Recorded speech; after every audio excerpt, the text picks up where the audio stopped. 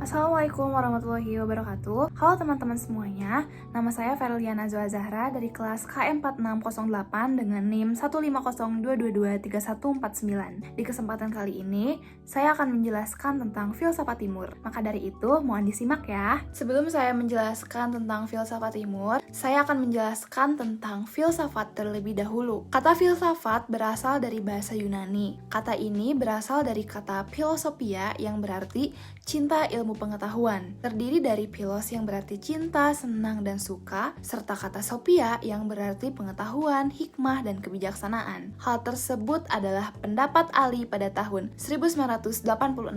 Lalu teori lainnya mengatakan bahwa filsafat menurut kata asalnya adalah cinta akan kebenaran. Dengan demikian, dapat ditarik pengertian bahwa filsafat adalah cinta pada ilmu pengetahuan atau kebenaran. Hal tersebut dikemukakan oleh Hasan Sadili pada tahun 1984.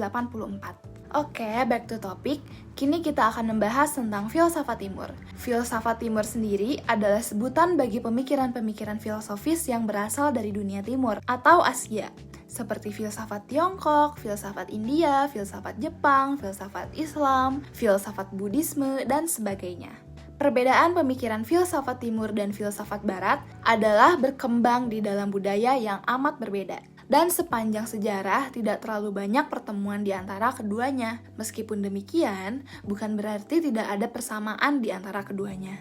Filsafat timur berkembang mengikuti basis geografis dan sistem kepercayaan tertentu, sehingga kita dapat mengenal adanya filsafat Islam, India, Cina, Nusantara, dan sebagainya. Dalam pemikiran filsafat timur, kehidupan manusia menjadi dasar untuk memenuhi kebutuhan hidupnya. Filsafat timur merupakan pemikiran yang berkembang lebih banyak di Asia, khususnya India, Republik Rakyat Tiongkok, dan daerah lainnya yang dipengaruhi oleh kebudayaannya sendiri. Filsafat timur dicirikan oleh hubungan erat antara filsafat dan agama. Meskipun sedikit banyak dapat dikatakan tentang filsafat barat, terutama di abad pertengahan, filsafat Perse masih lebih penting daripada agama di dunia barat. Filsafat timur terbagi menjadi 5 zaman, yaitu yang pertama adalah zaman Weda yang berisikan Samhita, Brahmana, Arayaka, dan Upanishad. Lalu yang kedua adalah zaman skeptisme yang berisikan Astika dan Nastika. Lalu yang ketiga adalah zaman Puranis, yang keempat adalah zaman Muslim, dan yang terakhir adalah zaman modern.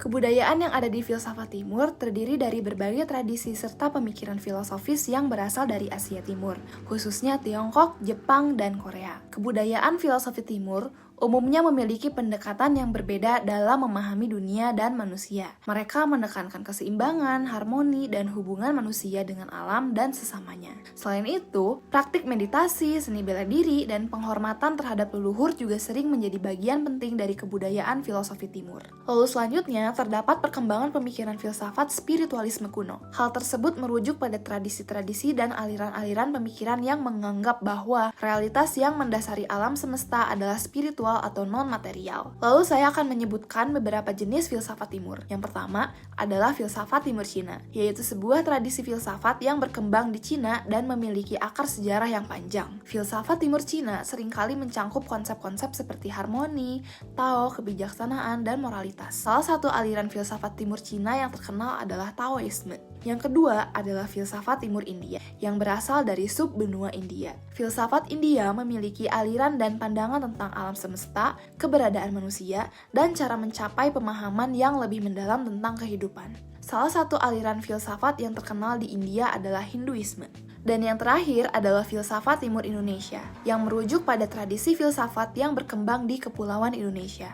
Filsafat timur Indonesia mencerminkan kekayaan budaya dan keragaman tradisi di Indonesia, serta pengaruh dari agama-agama dan aliran pemikiran timur seperti Hindu-Buddha, Islam, dan kepercayaan tradisional pribumi. Salah satu aliran filsafat yang dianggap sebagai bagian dari filsafat timur Indonesia adalah aliran kejawen atau kebatinan. Sekian penjelasan dari saya mengenai filsafat timur. Mohon maaf bila terdapat kesalahan atau salah kata. Terima kasih.